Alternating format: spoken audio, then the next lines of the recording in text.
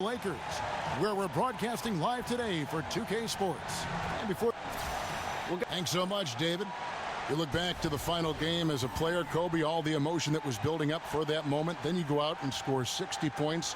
Surreal moment. Did you ever think for any moment that maybe I've got 1 year left in the tank after that 60-point performance? You know what? It wasn't a matter if I just don't want to do this anymore. You know, I wake up in the morning, my body's sore. You know, that 60-point game was everything I had left for that year. And to be able to have to like reboot that and reset the system all over again, no thank you. People don't see that side of it, do they? No, they don't. But you know, it's just, nor do we want them to, right? We want them to appreciate being entertained and coming to a game and taking their mind off of whatever it is they want to take their mind off of. It's an opportunity for them to escape. And that's what we provide. So that's completely fine. Now a chance, courtesy of Gatorade, all fueled up and ready to go. The starting five on the floor. Taking a look at the Rockets. All out there with Gordon. Then it's Gortat. Then it's Olynyk. And it's House in at the 3 slot. Just 4 to shoot. That one goes in. James has got the first points on the scoreboard for the Lakers. And you got to give it up for James. Unreal concentration to knock down these difficult jumpers. There's a screen by Gortat. And Wall kicks to Gortat. And that comes off the assist by John Wall. And Kobe, your spectacular high school career at Lower Merion High School in Philadelphia, in that Philadelphia area, paved the way for your NBA career. Talk about some of the highlights of your days in high school. Well, my days in high school were fun. I mean, I played at a small high school called Lower Merion High School, so not too many people heard of it. You know, when you come to Philadelphia, the schools that you hear of are Overbrook, where Wilt Chamberlain went to school, Bartram, right, where Earl the Pearl Monroe went to school, right? But you never heard of little old Lower Merion High School, right? So it was a huge honor to be able to bring a state championship to Lower Merion and kind of put Lower Merion on the map, and that's the most exciting part about it. Oh, a terrific story indeed. A huge honor, I'm sure. And Kobe, you've had so many fans from high school that carried over to your NBA days. In the stands now, in fact, you'll see fans with Lower Merion High School jerseys on. How cool is that? That's amazing. How cool is that? You know, to actually be able to see a bunch of Aces jerseys in the crowd when literally nobody knew where Lower Merion was. And there's actually a school called Upper Merion.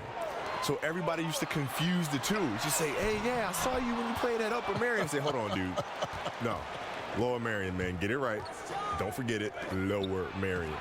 Kobe, you were a player who lived in the gym. What motivated you as you go back and look at all those hours you spent in the gym to do that, to follow that path? I loved it. I loved the game. It wasn't a matter of working hard. I didn't realize I was working hard until like a second or third year in the league, when I realized here in the NBA, a lot of players don't do that. Right. It was kind of a big shock to me. Like, I assumed everybody in the NBA just worked hard. Yeah, but to me, it wasn't hard work. It was like, I love doing this. Like, there's no place on earth I'd rather be than be here in this gym with a basketball in the hoop. But the greats are always the hardest workers, aren't they? I mean, right? Have you ever seen a great player who is not the hardest worker on their team? No, I've seen players have great seasons. And, you know, and then the next season, it's not so much. Right. And then they have another great one. And the consistency isn't there. The truly great players love what they do.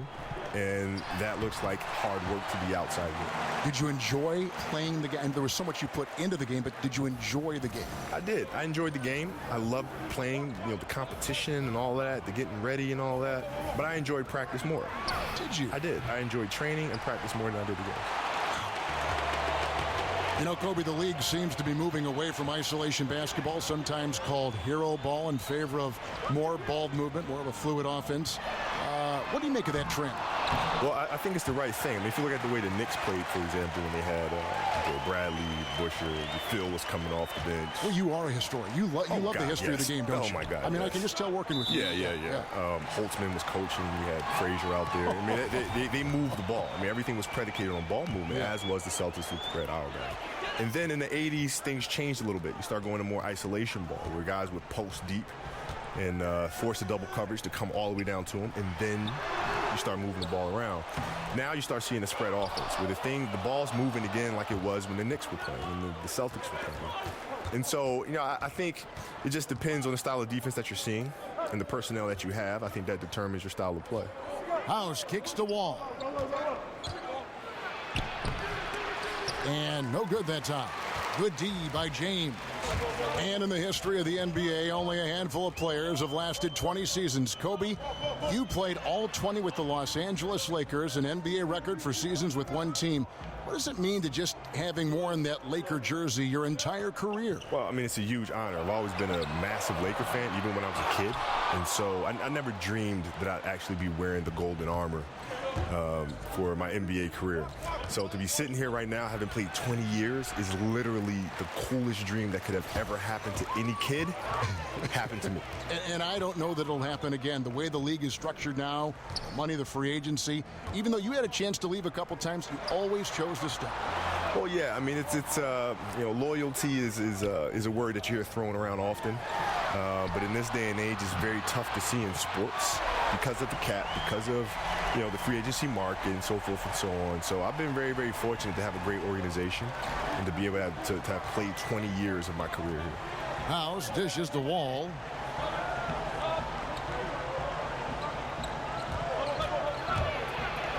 Now in the scoring column with that deuce. 1 for 2 this game. Kobe, that fadeaway jump shot of yours is such a foundational part of your game. What's the key to that particular shot? And who's carrying the torch for that shot now? Well, yeah, the fadeaway is there's different ways to shoot the fadeaway. There's the Hakeem Olajuwon way of shooting the fadeaway. There's a microwave shooting the fadeaway. Oscar used to do it. I know you. Oscar used to do it quite a bit. So I try to use bits and pieces from each, depending on the defender that I'm facing.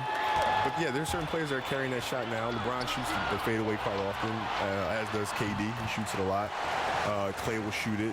Kawhi will shoot it quite a bit off of pull-up jumpers and things of that sort. So there are a lot of players doing it.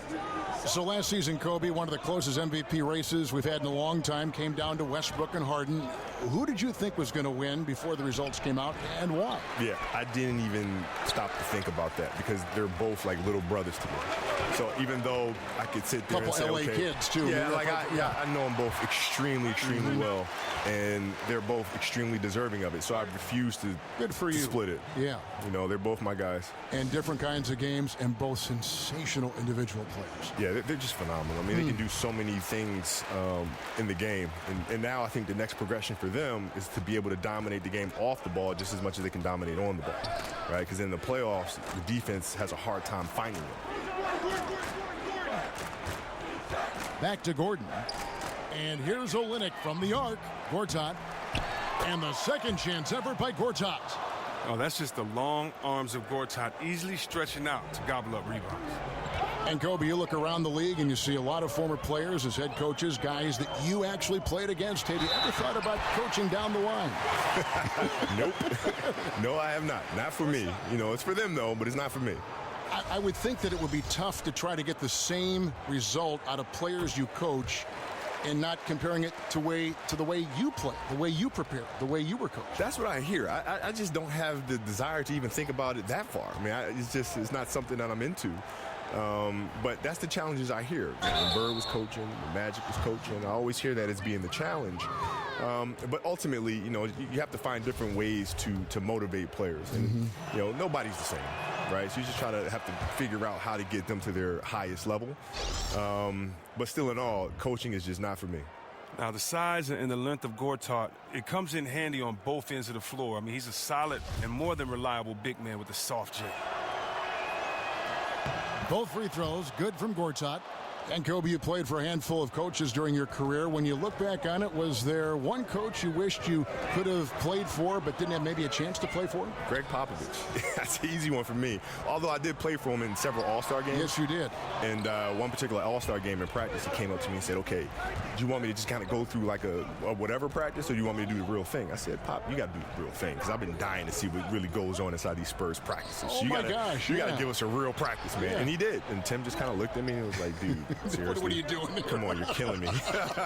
So what was a Popovich practice like for you, and how did you try to set the tone? It was high energy, and we moved from drill to drill.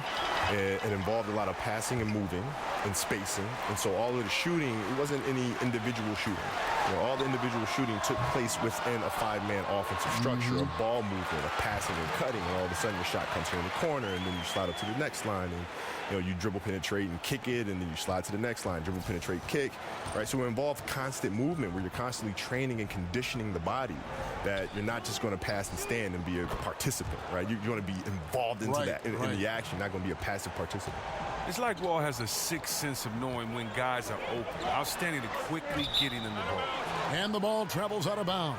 It was last touched by Schroeder. And Kobe, how did you learn to watch tape? Because there are guys now watching tape and they'll just go, and you wonder if it's really even sinking in. Trial and error. Yeah, right. But really, that was it. Trial and error. You start looking at things, you start saying, man, like if I'm watching an edit on the player, and I watch one particular game, and then I look at the next game, he's doing the same thing. And the next night, he's doing the same thing. Hold on, let me go back and watch. And then you start looking for consistent behaviors or patterns in their behavior. And then you think, okay, maybe that's something that's a tendency for him. Let me go back and check. 2 dribbles, turn. 2 dribbles, turn. 2 dribbles, turn. 2 dribbles, turn. 2 dribbles. Oh, my God. Yeah, there that's it is. it. There's the pattern. Right? So what if I interrupt him between his first and second dribble and throw him off a rhythm? What'll happen then? Right? What if I know he's going to go 1-2, turn right shoulder? I let him go 1-2. Now I jump to his right shoulder. Now you can't turn there. What happens then? Right? You throw him off of their patterns. Kuzma can't get it to go. And already they've staked out a noticeable advantage in terms of aggression and controlling the backboard. And it's Schroeder missing. Just the presence of the D in the lane is enough to make him short-arm that layup. Well, Kobe, you look at all the former defensive player of the year, and they're almost always big men. You were a 9-time first-team all-defensive selection in the NBA. Do you think guards sometimes get overlooked at the impact they have in a game and a play?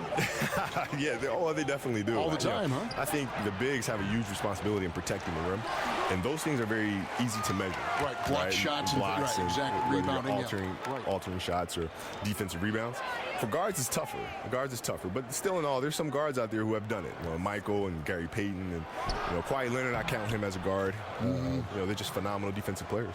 Where does that mindset come from, that defensive mindset, when you're an offensive gifted player like yourself? Well, I think that's a truly competitive person.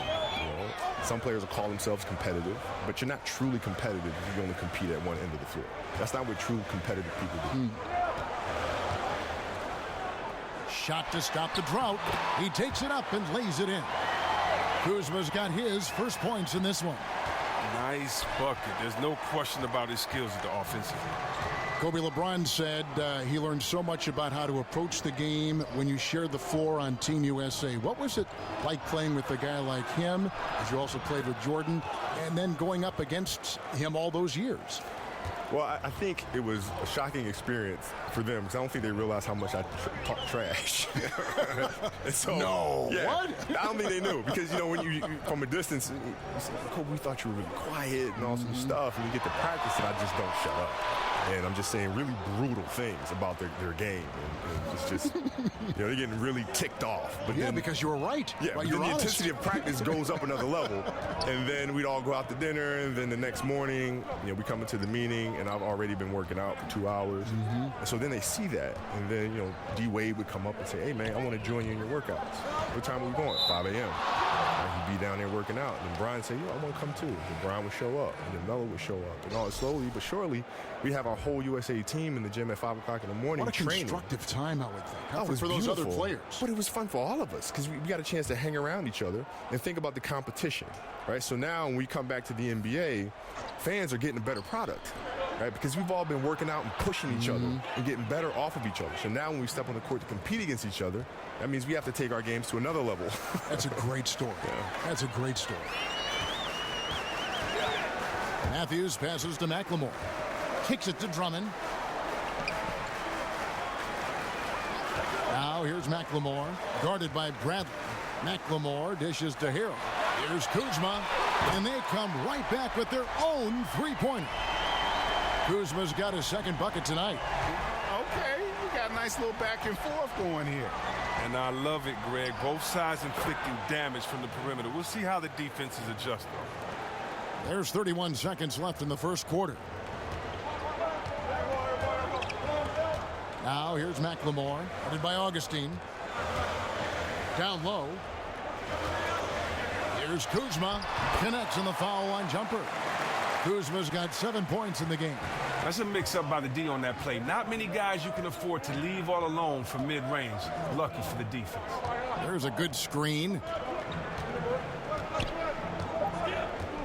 Augustine with it. Bradley, no one around him.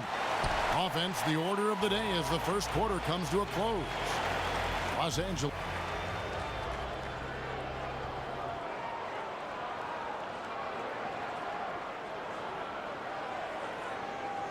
And we got a chance to hear from LeBron James about the hard work and preparation he brings into every game.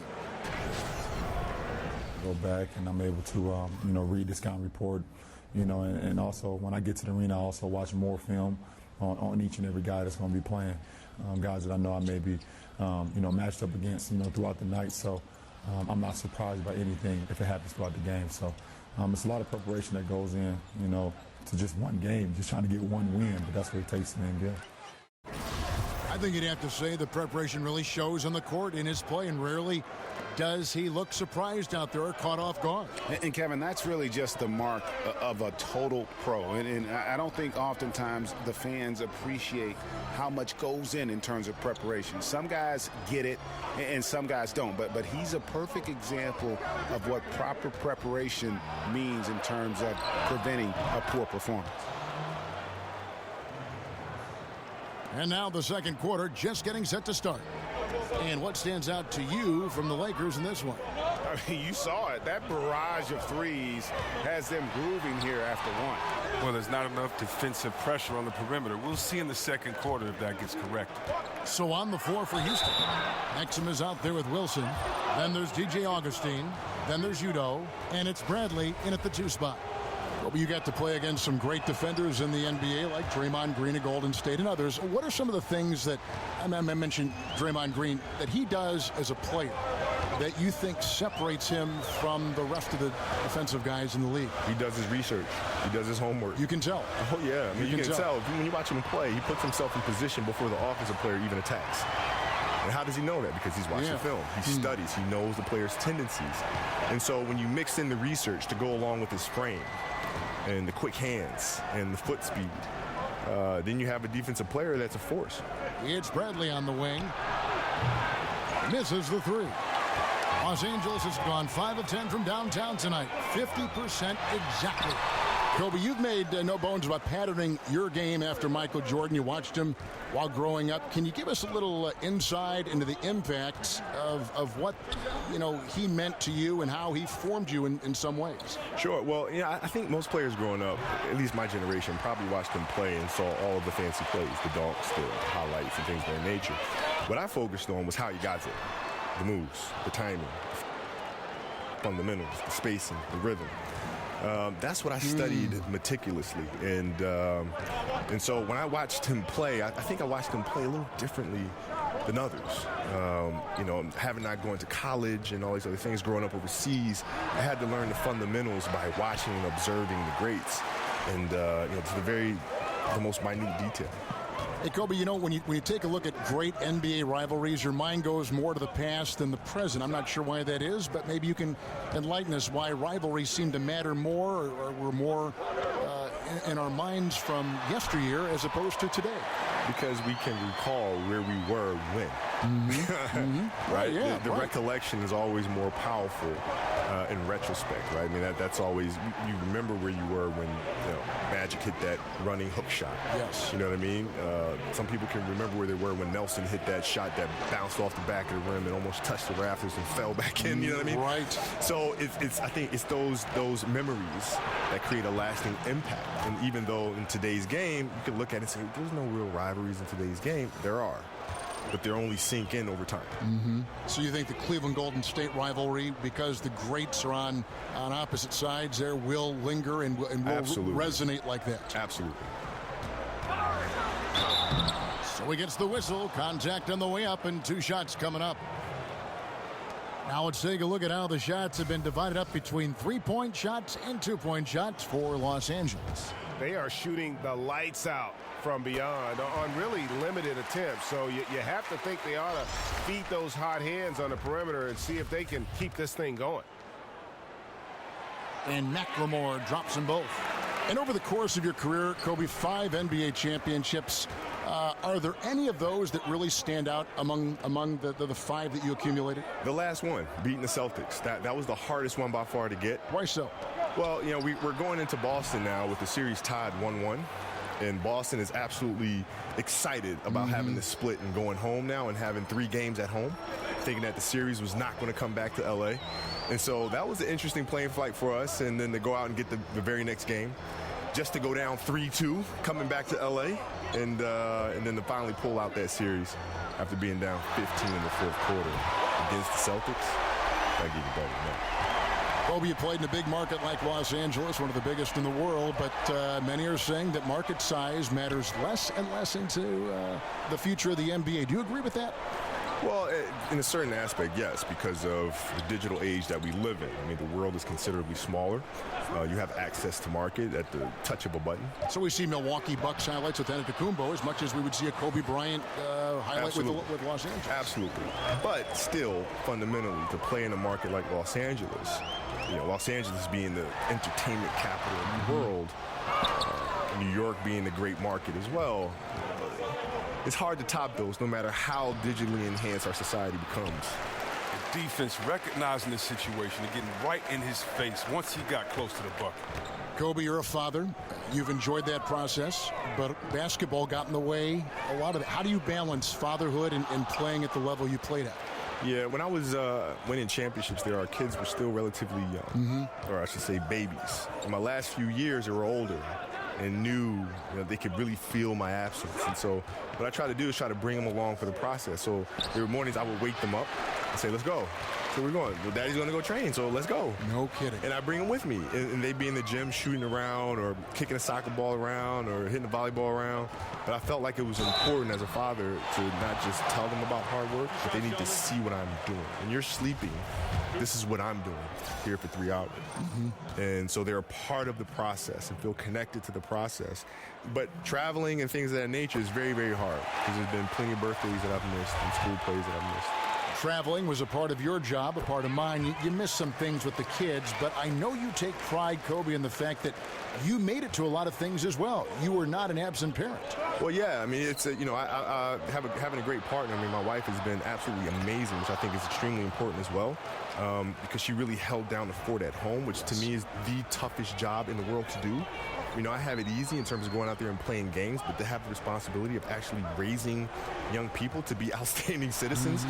You talk about pressure. I mean, that's I have to ask her how she feels about handling that. You know what I mean? Because that's true pressure. Hey, Kobe, after dedicating pretty much your entire life to the game of basketball, a game that I know you love, you said you don't miss it. Why is that? Well, because I've been through that process. I mean, I started playing the game when I was like 2 years old. And, playing professionally for 20 years, and I left no stone unturned. So there's no regrets there. I've done everything I could possibly do. And truthfully, the game is still with me. The discipline has changed. The industry might have changed. But the same approach, the same things that I've learned from the game, I carry with me to this day. So the game is still inside of me. Kobe, and any chance you might coach or might be a consultant to an organization, for instance? No, not at all. Listen, players reach out to me and they'll call me and I'll give them advice, and I like it better that way as opposed to being tied down with one particular franchise. And I like what I'm doing now. And any player from all over the world can reach out, and I'm there for them in terms of providing advice or counsel. Well, the story got out last year in the playoffs that Isaiah Thomas and you had some conversations. Yeah. Well, he reached out and had some questions about how to approach that particular series, and I just said, send me over the film. What are you looking at? And I'll tell you. I'll take a look at it and I'll tell you what I see, and then you can go from there. Olynyk can't hit. The Lakers trail.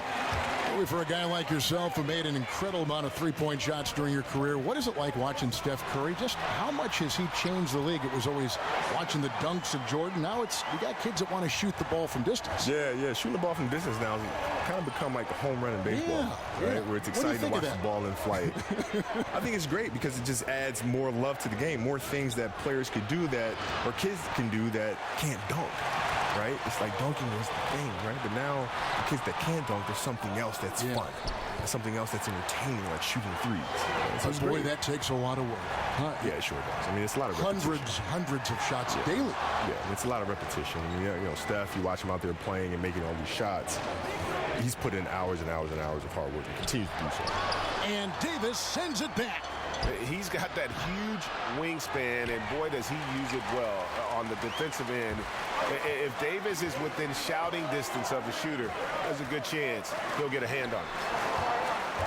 For the three, and the rebound goes to the Rockets. Olynyk got his third rebound on the night. With that three-point shooting on the rise, Kobe, if you were coming into the league right now, would you try to lean more in that direction than the incredible acrobat that you were when you were in your prime? It depends who I was playing against. You know, I try to build my game to be able to do all those things. And you could. I mean, you're like one of the few guys that could do all this. Yeah, so it just depends on who I was matching up against, which determines then how I would try to punish the defense. I like that word. Yeah. I was trying to think of a softer one. And I was like, no, punish is a good one. You're honest.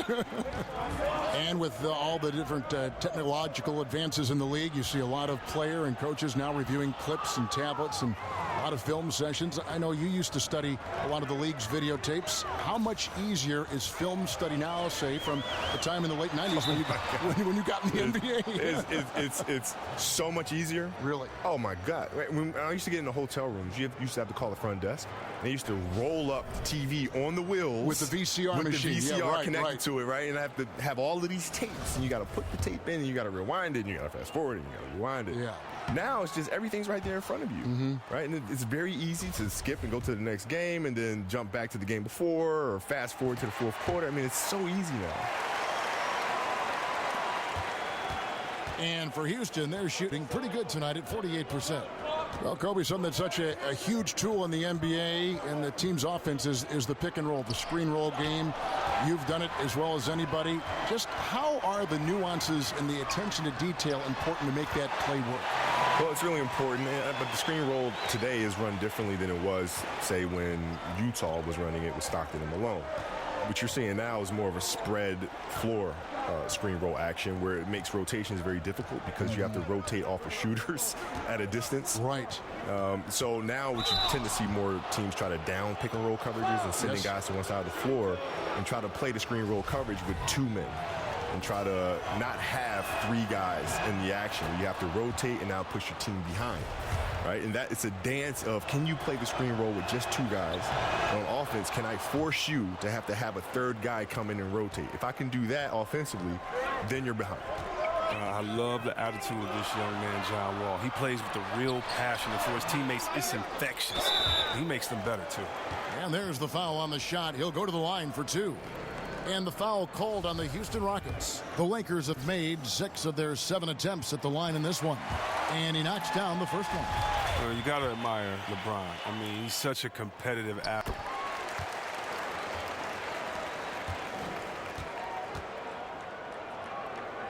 He's one of the most competitive athletes you'll see in all of sports. Los Angeles making a switch here. Harrell's checked in. And as great of a free throw shooter as he is, it's still a part of his game. He works very hard at it. Picked by Harrell. Schroeder against Wall. The dish to Davis. For three, Caldwell Pope. No good on the shot. So Houston will take it the other way. And this matchup with the Lakers, it's their first meeting of the season. And they didn't have much of a problem with these guys last season, and quite frankly, you wouldn't expect them to.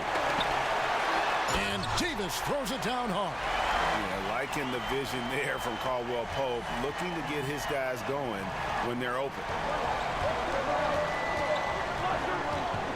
Wall against Schroeder. And Wall kicks to Olynyk. And good, coming off the assist by Wall.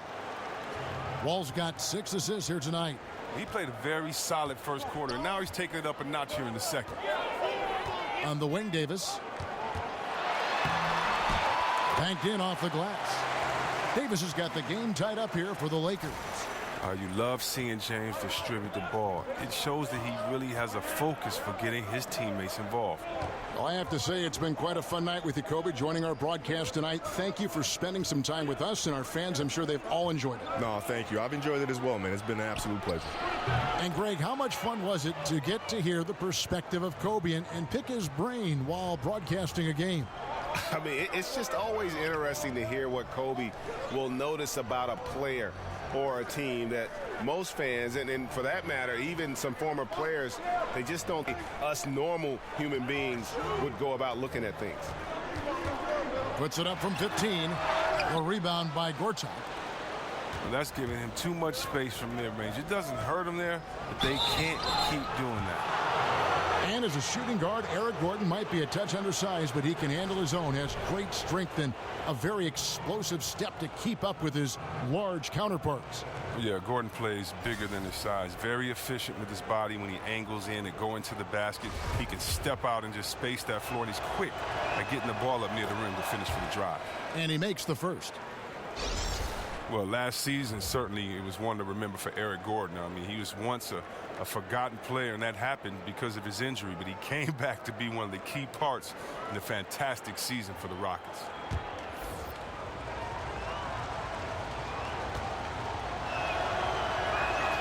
All free throws good from Eric Gordon.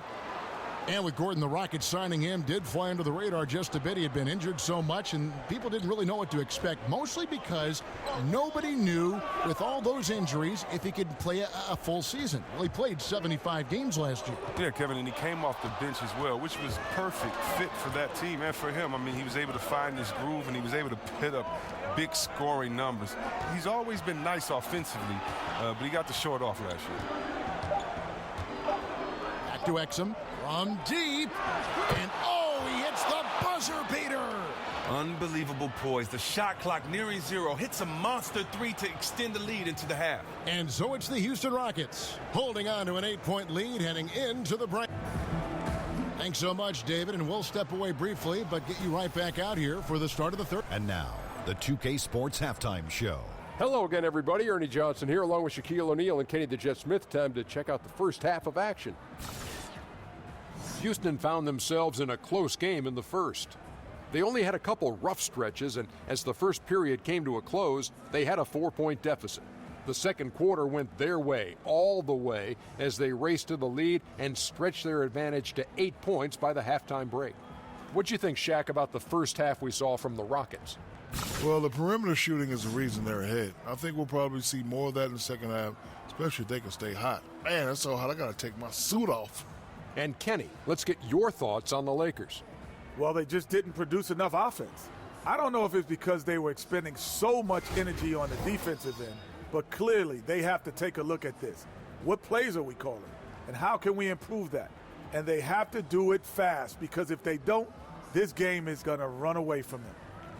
That's it for halftime. Glad you could join us, as now we send you back to the action for the start of the third quarter.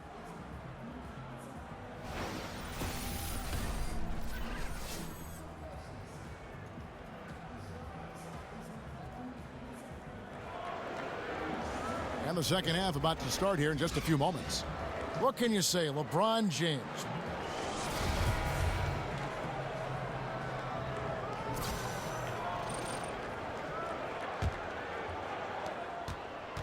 Rockets leading by 8. They've got Kentavious Caldwell-Pope. Davis is out there with LeBron James. Then there's Dennis Schroeder. And it's Gasol. And at the center, locking down the middle. And that's the group for Luke Walton as we begin the second half. LeBron passes to Gasol. Back to James. Gasol a screen. For 3, Caldwell-Pope. Gortat comes up with the rebound. Gortat's got rebound number 10 tonight with that last one. So the wing on the left. Back to Wall. So the whistle blows on the shot, and 2 free throws for the contact right there. Well, there are a lot of incredible athletes in the NBA, but Chris, in terms of pure up and down speed, John Wall might be the best. Oh, and it seems like Wall almost does that once a game, doesn't it? I mean, in the open floor, he can just run by most guards, and he's great at controlling his speed and changing direction. LeBron James on the wing. Over House. And it's wide right. Hits off the rim. Houston leading by 12. Outside, Wall. Step back shot. Good on the jump shot. Wall's got 6 points in the quarter. Well, he's played a smart and strong game. His field goal percentage proves it. Guys, they're looking for a spark here. Yeah, a cold stretch offensively for sure. LeBron dishes to Davis. Gortat with the block. Oh, that's just the long wingspan of Gortat. I mean, it's highly effective, especially how he swats away shots. Olynyk has the open look. And another 3 for Houston.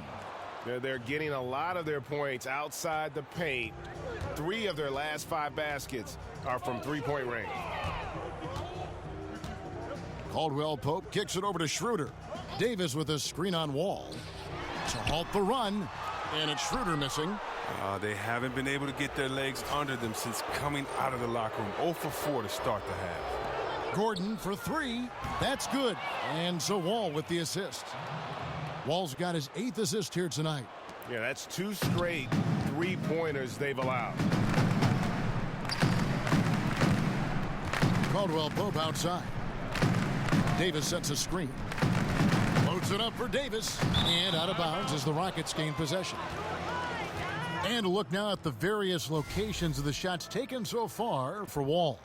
You know, I doubt they came into this game thinking they would be doing this much damage from mid-range, but you have to give them credit for being able to see what is available in their offense and then exploit the weakness of the D. To be successful in this league, you have to be flexible, and they've done a great job of that so far. Gortat, the pass to Gordon. Screen by Olynyk. Just 5 on the clock. Takes the 3. Rebound the Lakers. Fresh from a win against the Nuggets. And typically on the road, it's harder to get into a great rhythm offensively, but they did just that. Well, extremely accurate throughout the evening, I thought. The play calling really fit the lineups they were rolling out. Shot by Gordon, wide open. That one a tad offline to the right, but drops in for him. That lightning quick release. Gordon catching and firing perfectly. You can't guard that. So timeout called here, the first for Los Angeles. And part of analyzing a game can be offering forth critique of players or officials or organizations. Chris, how do you find that balance of candor and yet not being too critical, being too harsh? Great question. The way I try to have an honest balance is to remember how I felt when it happened to me. Interesting. When you're a player, if someone comes with hard, credible evidence, I mean, it's true. You can't take anything personal. But when guys are just criticizing the same jump shot that you made last play, I'm not that guy. So, I try to keep a balance by being fair and honest, first of all, to the fans of that city and that state, and letting them know how great their team is, but also that maybe their team is playing lazy. Maybe look at this effort not out there by the floor. But also, in a blowout game, I also give the team that's losing by 30 just as much respect as I do the winning team, because those guys work just as hard. This is just a specific night they didn't play that well. So I just try to make every game as special as it is to me, from being a kid growing up to being able to play in the league, but then also just being fair. Benefit of the doubt first, but if you do 2 or 3 stupid things, then you're a stupid player that night. Just being honest, having fun. And I've gotten some calls from players, and I don't care. I'm not hard to find. And I just try to have fun, be honest, and no hard feelings, man. House dishes to Wall. Gortat with the screen for Wall. The pass to House. Screen by Olynyk. Fires at the elbow. The shot by House is no good. And pushing it up, here's Los Angeles. LeBron is running. A chance now to see the numbers for LeBron James. The past month has been surreal. Putting up 26 points per, 6 assists and 4 rebounds. What incredible numbers. He has been a beast. Yeah, impossible to check right now. When he's on a roll like this, not much you can do to stop him. And McLemore, he's checked in for the Lakers. And when you're scouting a player like LeBron James, Chris, how do you defend him? What's the plan? Wow, you got to stay in front of him. Try to force him to take bad shots. Tell the trainer to get the ice bath ready. Make sure you got some extra tape, and all this is easier said than done. Lakers trail by 14. Pass to Schroeder. Davis with a screen on Augustine. Here's Gasol. And so he earns a trip to the line. Official saw the contact, and he'll shoot 2. And I'll tell you, Gasol's one of the few second-round picks to command a max contract in his career. A meteoric ascent for Luke Walton. 2 years before signing as coach for the Lakers, he was a part-time assistant with their development team. Now the youngest head coach in the league. He's almost 2 years younger than Kobe Bryant. And here are the Lakers. Right now, they're on a 9-0 run. Davis kicks to McLemore. That's in there. Davis with the assist. 7 points for Ben McLemore. That's why McLemore is out there. The way he opens up the floor with his outside shooting is huge for this team. There's a screen by Gortat. And here's Olynyk from the arc. In for his 7th make in 13 tries. Talk about compiling your coaching resume in a hurry. Luke Walton, in his first year as an assistant, wins a title. And in year 2, as interim head coach, leads the Warriors to the best start in league history. Well, it's all about timing and grace. 24-0 start. With Walton at the helm, they went 39-4. It catapulted him to the front of the line among head coaching candidates. Outside, Wall. Here's the lob to Gortat. And the ball goes out of bounds. Last touch by Wall. And now we go to the 2K leaderboard. What a season it's been for these teams on the offensive glass. The Lakers second. And that's the way they have to play in order to win. They've got rebounders, so they've got to go after those second and third opportunities whenever they can. Morris is checked in for Marc Gasol. And the Lakers call time here. Chris, as we all know, you grew up in the Detroit area. It's a town that has seen glory days and hard times. Talk about what it means to you to come from Detroit and what you see in the future for the Motor City. Well, it means everything to me to be a Detroiter. I think that's what made me successful in my career, is that I took on the heart of the city and the fact that it's a hard hat town, a blue-collar town, and you have to earn your keep and you have to wish positive for the future. And so it's been great coming from there, and with hard times being from there, you know that we're resilient, and so it's great to see positive energy enter back into the city. It's great to see the Pistons play in the city for the first time in over 20 years, and so I see the future is bright for Detroit because Detroiters are always there, and as long as we have the people, everything else will be great. You and I broadcast the last game in the Palace, and I'm wondering what you think the impact will be with the Pistons, as you just talked about, in their brand new building. I think the impact would be great, but for fans. You know, when I was younger, I wanted to see the city. I wanted to see our team play. And I only lived a few miles from downtown, but about 30 or 40 miles from the Palace. And so I'm happy that the kids that supported the team, that dreams about being a Piston one day, I'm glad they finally get to go to a game. I'm glad that Detroit finally gets to really call the Pistons their own. What is it going to do? It's going to infuse positivity. And so hopefully for everyone, it's a positive environment. Matthews, he's checked in for Los Angeles. Shots good by Wilson. Indicative of what we've seen tonight. One team being the aggressor, the other failing to react. You know the saying, numbers don't lie. You can see it up there on the scoreboard. And the call is going to be, yes, it is, an illegal screen. And he wasn't going to get away with that one. Still in motion when he set that screen. He even knew he wasn't in good position. He tried to slide himself into a better spot. The official wasn't happy. Here's Bradley. That one wide left. And here's Los Angeles. They're on a 17-7 run. The shot's good from Kuzma. And the shooting has really been there for him today, but he may have to take it upon himself to continue to carry this team and try and get out of this hole. Exum kicks to Bradley. Inside. Here's Udo. That shot off the mark. And the Lakers will go the other way with it. It's Matthews on the wing. Drills the three-pointer. Matthews has got it back down to a single-digit deficit for the Lakers. And he is not shy about pulling the trigger from downtown. Matthews has the eye and the confidence from three-point range that you just love to see. A nice shot by Exum. Yeah, that was the third straight high-percentage look the defense has allowed. The defenders have got to start putting bodies on bodies. Passes it to Kuzma.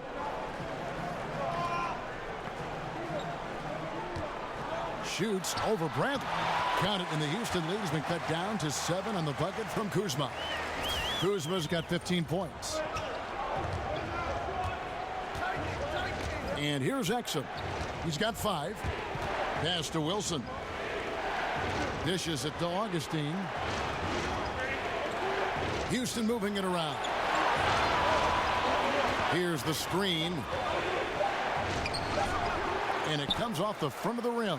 I love the anticipation defensively there to get into the perfect spot. Well, the Rockets have a pretty simple game plan. Put up a ton of threes and get as many deep threats on the floor as you can. Now, here's Exum. Not a lot of room. The shot's good. And the Rockets lead by 9. And they're beginning to just flat out fall apart defensively right now, especially on the interior. Los Angeles calls timeout. And we hear so much about this being the era of point guards, but you look at the crop of small forwards in the league today. Wow, what a lineup. And talk about versatility. There are a lot of good ones out there. Yeah, the NBA has changed a lot. The 2-guard used to be the most athletic position when you think about it, with the Jordans, the Clyde Drexlers, other guys, but it's really changed. And really look at the size. Kevin Durant, you know, I was always amazed. I'm a power forward at 6'9". He's 2 inches taller than me, and he can play the point guard. So the game is evolving when you look at Kevin Durant, LeBron, Kawhi Leonard, Antetokounmpo, Jimmy Butler, those type of guys. When you want to talk about versatility, playing both ends of the floor and being able to score and get buckets, these guys come to mind. He'll be beating himself up if they can't come back because he is not carrying his weight at the offensive end. It's Bradley on the wing. Now, here's Exum. He's guarded closely. Can't hit from 12. Lakers trail by 9. The feed to Harrell. They set the pick. Back to Schroeder. That doesn't go either for Schroeder. A frustrating start to this quarter for him. Left side, Bradley. 1:14 left in the third. Here's Udo, and he finishes nicely on the layup. Oh, nice look by Bradley, moving it to the open man. They've been doing a great job of sharing the ball. And guys, shot A comes to mind for me because right now that offense, it's a smooth operation. It's good, and the Rocket lead is cut down to 8 on the bucket from Schroeder. He's making shots from that area, and the D is not respecting his range. They better respect it now. Gordon with it. Matthews covering. Bradley kicks to Udo. Shoots over Schroeder.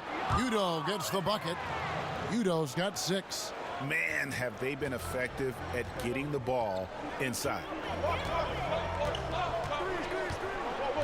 Schroeder against Bradley. Here's Kuzma. Rockets with the rebound. Gortat's got rebound number 17, if you can believe that. Bradley kicks to Exum. Gortat, the pass to Gordon.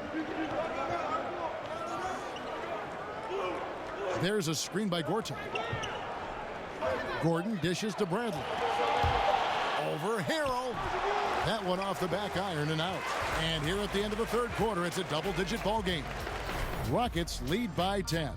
And fourth quarter basketball will be coming your way on 2K Sports right after this.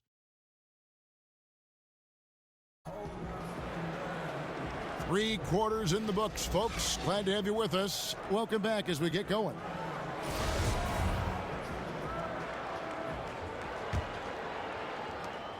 Lakers trail by 10.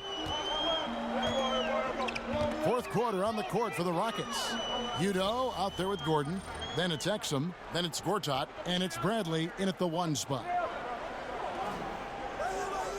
Schroeder outside. Lobbed up there for Drummond. Takes the alley-oop pass and dunks it down. And when he gets himself into the right position, Drummond so powerful in terms of finishing at the rim. The only way to prevent that alley-oop is to keep him from getting to the launching pad in the first place. Down low, here's Gortat. Shakes off the strong D and gets to the bucket for 2. And the Rockets lead by 10. Here's Caldwell Pope. Drummond a screen. Now here's Harrell. Caldwell Pope kicks to Matthews. Shot clock at 6. Over Gordon. Matthews no good. Rockets leading by 10. Fourth quarter still young, just over a minute play. There's a screen by Gortat. Bradley kicks to Gortat. There's the screen. He dishes it to Gordon. Three-pointer. Rebounded by the Lakers. Drummond's got his 5th rebound in this one. Caldwell Pope passes to Schroeder. Nice ball movement here by the Lakers. Harrell kicks to Drummond. For 3, Caldwell Pope. The shot's good on the assist by Schroeder. Schroeder's got 6 assists now in the game.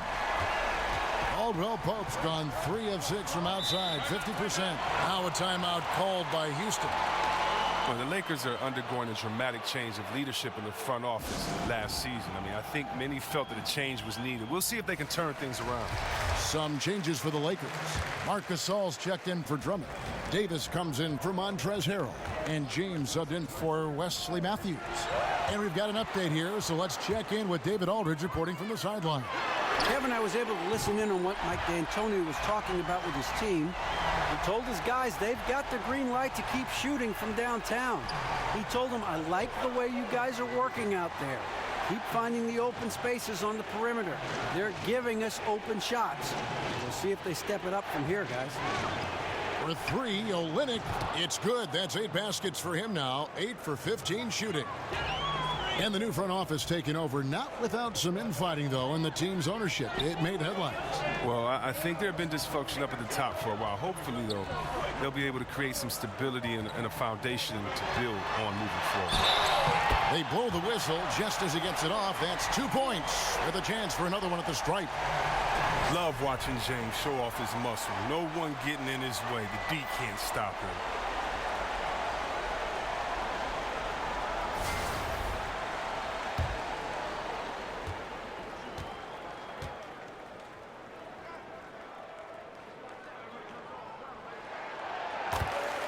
Has the NBA ever seen a more dominant athlete than LeBron James? He's the quickest player on the floor at any given time and the strongest. Just one of a kind.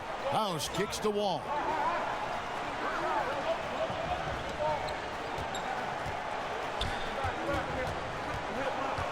Wall draws the double.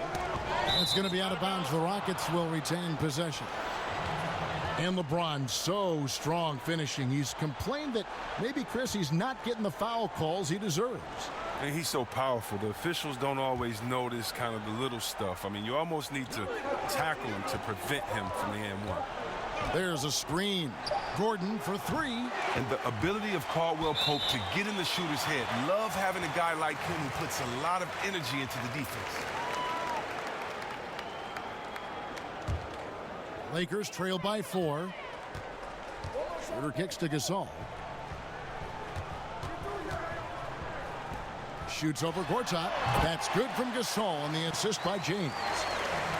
LeBron's got assist number 8 now on the night. There's a screen by Gortat. Goes up on the wing, and good! He nails it. 19 points for John Wall. Now, Wall is a knockdown specialist from here. You know his jumper is a thing of beauty at times. Davis sets a screen. Caldwell Pope dishes to James. Over Olynyk. That one's in there. Rocket lead is cut back down to 2 points on the basket from LeBron. And he has the chops for this, raising the intensity when it matters most. But he's showing you he wants to close this game out. That's an attitude that he brings and is appreciated by this team. Olynyk, a screen on Caldwell Pope. Back to Olynyk. Kicks it out to Gordon. Over Caldwell Pope. Again, the miss by Gordon. LA has gone 2 for 2 from three-point land to start the fourth quarter. Over in the corner, Caldwell Pope. Good, and the assist goes to LeBron. LeBron's got 9 assists in the game. Great passing. Feeds to House.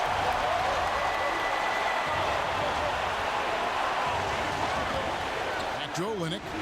Launches a three. It's good from long range. Olynyk's got a pair of threes here in the fourth quarter for the Rockets. I mean, what else can you do against him? Davis sets a screen. Caldwell Pope passes to LeBron. Shoots over Olynyk. It'll go. The Rocket lead is cut down to just one on the bucket from James. Impressive, really, from that short 17 area. They are not missing many. To the middle. It's stolen by Davis. And they're running. Caldwell Pope kicks it over to Schroeder. Gortat with the block. On the wing, Gordon. He's guarded by Caldwell Pope. Gordon dishes to Olynyk. And Gortat kicks to Wall. Houston moving it around. Gortat, the pass to Wall. Clock at 4. Gets the three-pointer to fall. And that's now 30 points for Kelly Olynyk.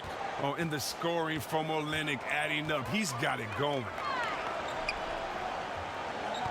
Davis sets a screen. LeBron outside. It's Davis on the wing. Outside Gasol. That's in there. Davis with the assist. 9 points for Marc Gasol.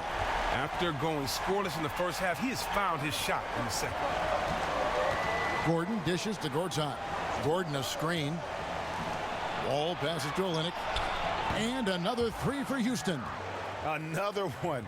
Man, he's just gotten into a great rhythm out there. And part of this falls on the defense. I mean, you know he's hot. You'd like to force someone else to shoot the basketball. James kicks to Davis. Over Olynyk. And it's Davis missing. And he's just a tough defender. Good positioning to get after that shot. Well, not all defenses are constructed to protect the mid-range area. Nicely done that time. Schroeder against Wall. Gasol with the steal.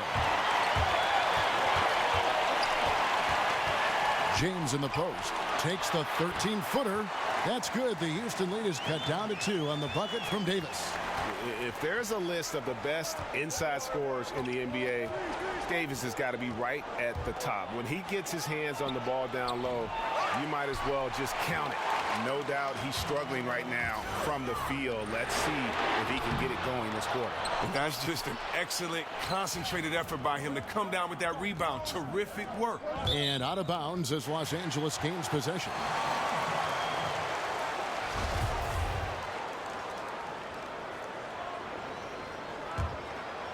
Here's Schroeder. Outside Gasol. Back to Schroeder.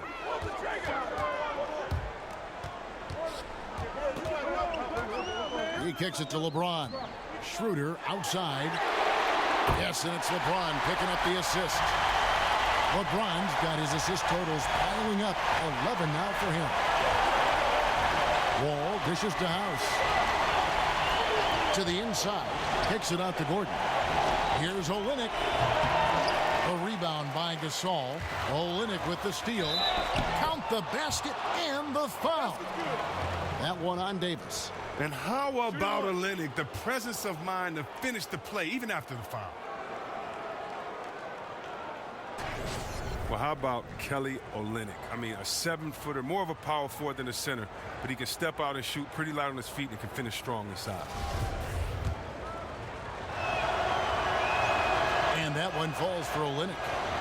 And Chris, an interesting note about Olynyk. He's the rare player whose arm span is less than his height. Yeah, that is rather weird, and I'm sure that impacts him as a shot blocker, but it doesn't affect his jump shot because he has a wet one and he can get to the cup whenever he needs to. Gasol setting the pick for Schroeder.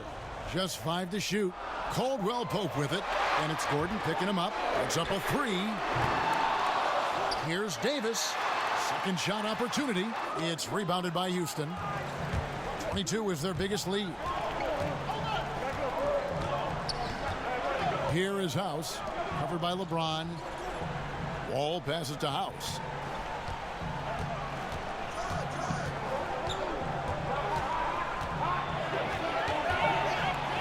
And the rejection by LeBron.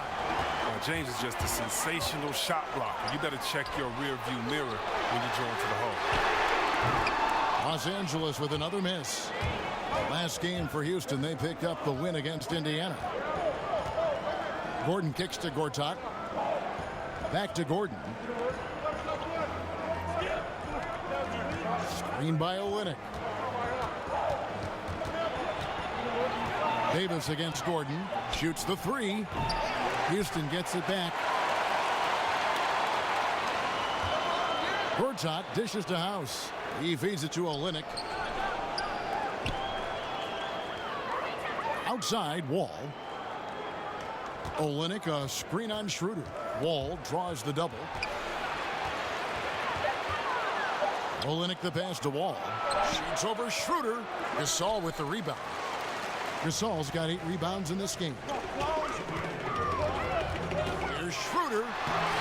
That's in there. Davis with the assist. Schroeder's got the game tied up here for the Lakers. A good score inside, and the defense really offering very little resistance. That's just an attack mindset. I love it. Game on the line. He's out competing guys. Gordon against Caldwell Pope. Gortat with the screen for Gordon. The baseline J. Hangs. He can't hit that time. So Los Angeles will take it the other way. Kicks to Davis. It's deflected. LeBron with the bucket. James has got 14 points here in the second half. Oh, come on. James has made plenty of these shots during his career. He embraces the pressure. And Wall kicks to Gortat. Basket counts. Well, you got to love Gortat commanding the ball during a big possession.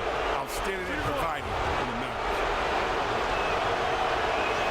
Yeah, how about the bucket to tie with the D? Just all over him. The free throw to give them the lead. Just a fantastic play all around. Here's Schroeder. And he's fouled on the shot. One free throw coming up. And guys, here in the fourth quarter, still a close game. Instant classic, fellas. This one could come right down to the last shot.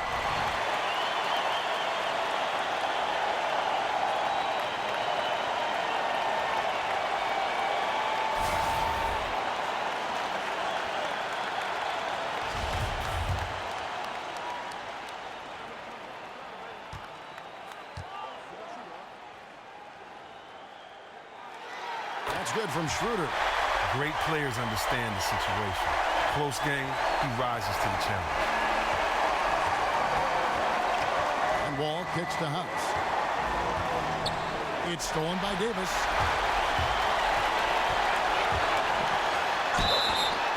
And sticking right with it, gets the foul with the bucket, and he'll go to the line. And this atmosphere is bananas. Guys separate themselves by how they perform in clutch situations. Give this man his props.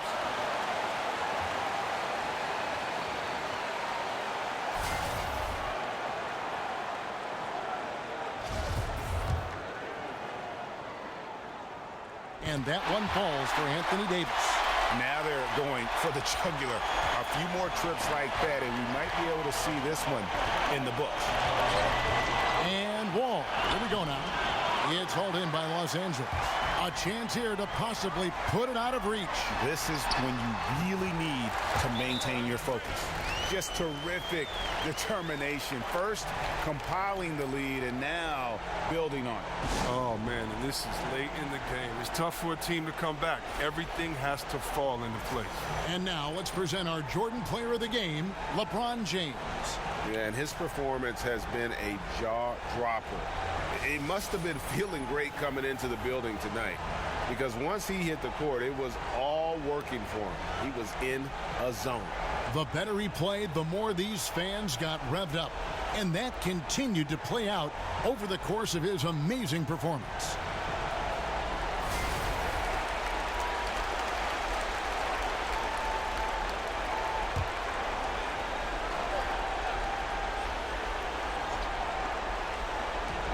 There's 39 seconds left in the fourth.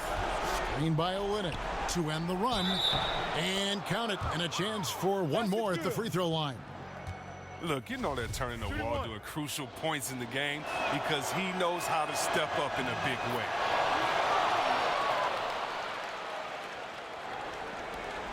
And now they decide to foul intentionally. He drops the first one, and that puts them up by 5. So he goes 2 for 2 at the line, and it's a 6-point ball game. Now that's killer instinct at the line, hoping them pull away a little. Shoots from 14. Anthony Davis with the rebound. And here are the Lakers. They've held a 12-point lead earlier, and they go to the intentional foul. So the first one drops, and that makes it a 7-point lead. And so he drops them both. It's an 8-point game. Timeout called, the Rockets. They trail by 8. 24 seconds left here in the fourth quarter.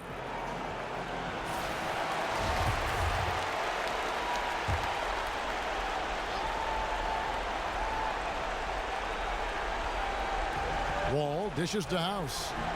Gordon kicks to Olynyk. Gasol with the steal.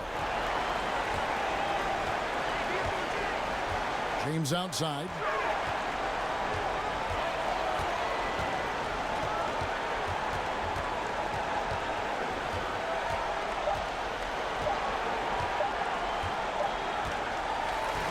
And so the Lakers take the win. Even early on in this one, it seemed like they were happy to be playing at home tonight. And it makes a big difference. Once they started to really play in rhythm, you never felt like they had any doubts as to whether or not they were going to win. And now let's catch up with David Aldridge, who's standing by from the sideline. All right, Dave. Thank you, Kevin. Mark, you guys played very well down the stretch. How did you do it? David, thank you as always. Thank you for joining us. That'll do it for now. For Greg Anthony, Chris Webber, and David Aldridge, this is Kevin Harlan. Thanks for watching the NBA, presented by 2K Sports. So long.